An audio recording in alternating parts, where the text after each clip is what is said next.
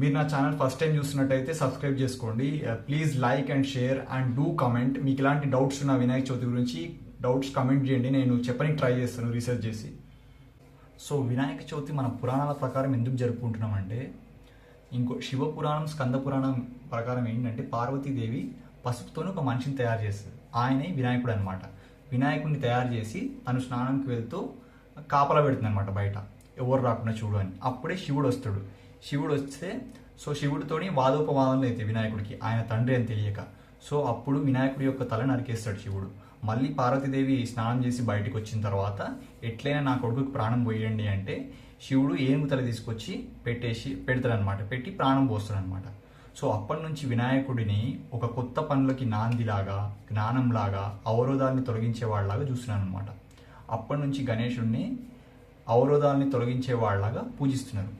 ఇంకా మట్టి వినాయకుడు ఎందుకు అంటే, ప్రతిదీ టెంపరీయే ఈ ప్రపంచంలో అని దాని ఉద్దేశం అంట. సో మట్టితోనే సృష్టింపబడుతుంది,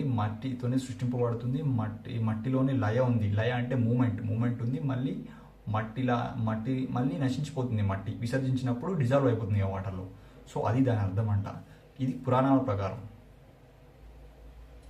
సో అప్పటి నుంచి వినాయకుడిని మట్టితో తయారు చేసి అందులో ఒక డివైన్ ఎనర్జీని మనము పూజ ద్వారా ఇన్వైట్ చేసి కొన్ని రోజులు పూజిస్తాం. తర్వాత అదే ఎనర్జీని నేచర్తో డిజాల్వ్ చేయాలని చెప్పేసి, నేచర్తో డిజాల్వ్ చేస్తున్నట్టు విసర్జిస్తాం అన్నమాట వాటర్లో.